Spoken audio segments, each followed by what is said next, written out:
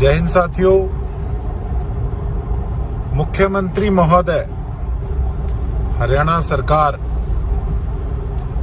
आजकल सिरसा जिले का दौरा करने में लगी है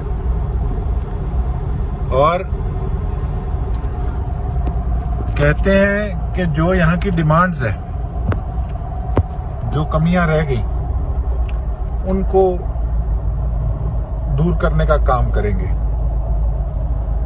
हथ जुड़वा लो, ਇਹੋ जी कमियां ना पूरिया करो।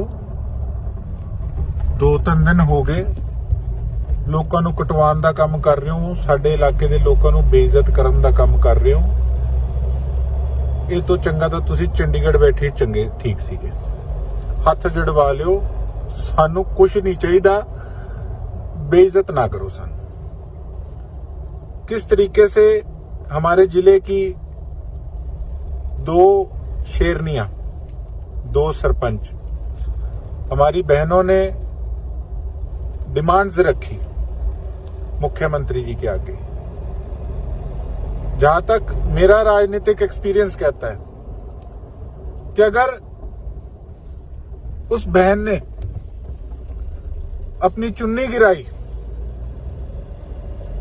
इतनी दुखी थी, इतनी पीड़ित थी कि न्याय नहीं मिल रहा था, तो मुख्यमंत्री जी को चाहिए था कि वो चुन्नी उठाकर बल्कि उस बहन पे डालते, उस बहन के सिर पे हाथ रखते कि बेटा तू चिंता मत कर, मैं बैठा हूं, तेरे साथ अन्याय नहीं होने दूंगा।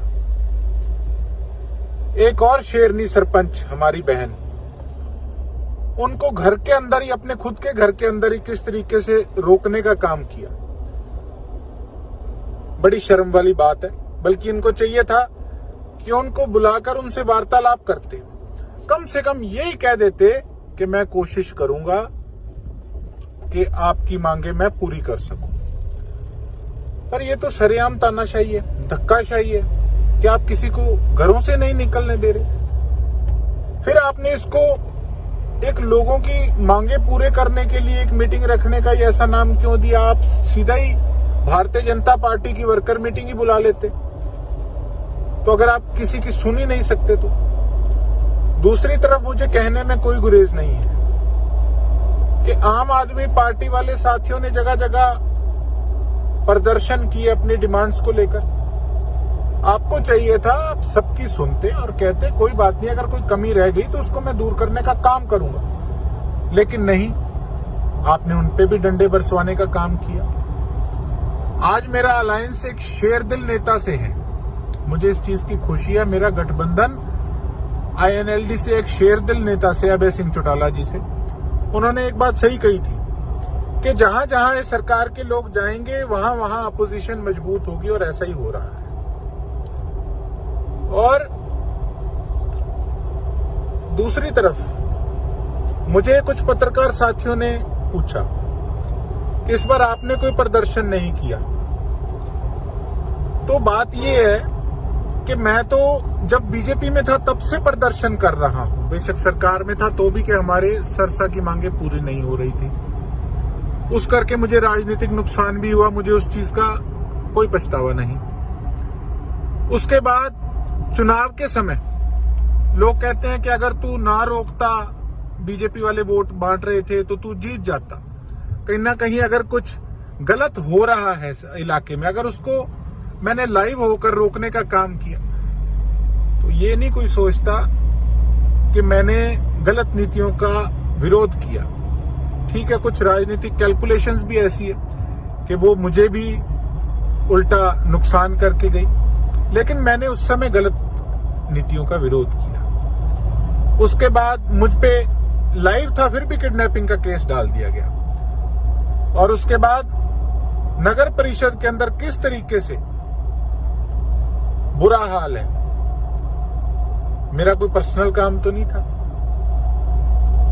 मैंने जो वहां पर काम किया, मैं चाहता था एक उस चीज का शोर हो, और ऐसा शोर हो, विपक्ष है हम, कि जो 90 और बाकी हलकों के अंदर ऐसा शोर ना हो, सबसे ज्यादा तगड़ा विरोध हमारा हो, ताकि ये जो बहरी सरकार है इस तक हमारी बात पहुंचे और हमारी मांगों को सीरियसली लिया जाए।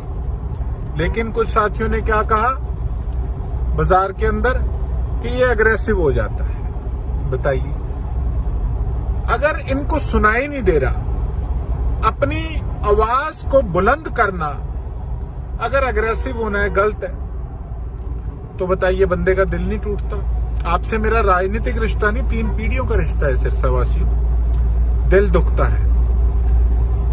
मैं कोई गिनवा नहीं रहा, लेकिन वोट लेने के बाद मेरा कुछ फर्ज बनता था, मैं अपना फर्ज निभा रहा था। पर कहां आप लोगों को मेरी पीठ थपथपानी चाहिए थी कि हाँ हम तेरे साथ खड़े हैं। लोगों ने देखा लाइव कि किस तरीके से मेरे साथ फिर भी धक्का हुआ, लेकिन उस समय शाबाशी देने की जगह कहीं ना कहीं मेरी गलतियां निकाली गई। बताया गया कि पहले विजिलेंस को लेके आना चाहिए था। तो मैं कहना चाहूंगा, जब हम वहां पहुंचे पुलिस वहां थी, विजिलेंस वालों को हमने कॉल किया था, लेकिन फिर भी कोई नहीं पहुंचा। सब कुछ लाइव चला, आज तक विजिलेंस की तरफ से कमेटी वालों पे कोई एक्शन नहीं लिया गया। मुख्यमंत्री जी ने एक बुजुर्ग व्यक्ति की शिकायत पे बिना प्रूफ के एक पटवारी को सस्पेंड करने का काम किया, और हमारा सारा सिस्टम लाइव चल रहा था। मैंने मांग भी करी बीजेपी से कि उन लोगों को सस्पेंड किया जाए, ये ईओ और इसकी सारी टोली और जो व्यक्ति पकड़ा गया था उनको भी सस्पेंड किया जाए। भ्रष्टाचार का नंगा नाच कमेटी में चल रहा है, लेकिन उस पे भी कोई एक्शन नहीं लिया गया। तो आप बताइए, और हमारे साथ वाले स्टैंड नहीं लेते। मैं एक बात कहना चाहूंगा सिरसा जिले के लोगों को, पार्टीबाजी छोड़ के हमें सबको इकट्ठा होना पड़ेगा, नहीं तो इसी तरीके से लोग, सरकारें चंडीगढ़ से आएंगी, हमारे जिले की बहन बेटियों को, हमारे लोगों को बेइज्जत करेंगी।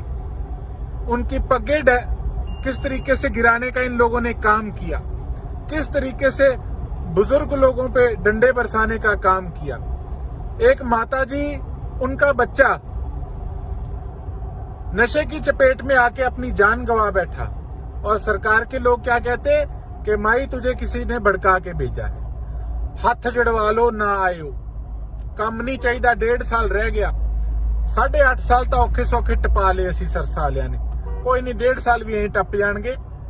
लेकिन इस तरीके नाल जे तुसी आके इहो जे काम करने हैं तो ना आयो। ते मैं तो एक गल फेर कहूंगा, सरसा वालियो साथ दिया करो, हौसला वध। आज जेडे लोग डंडे खा रहे हैं थोड़े पिछे ना, वो थोड़े भले ਲਈ कर रहे हैं। जदों तुसी साथ नहीं देंदे ना, उदों दिल टुटदा है। मेरा भी बड़ा टुटिया सीगा। फिर मैं सोचदा कि जे डंडे ही खाने हैं ते नाल दे भी ना खड़न, वो भी कहते नहीं ये एग्रेसिव हो जाता है, तो दसो बंदा कहता फिर घरे बैठे ठीक नहीं।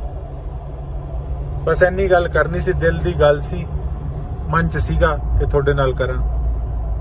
अगर मेरी कोई बात बुरी लगी हो भाई जी तो क्षमा चाहता हूँ। बहुत बहुत धन्यवाद। जय हिंद, जय भारत, इंकलाब जिंदाबाद।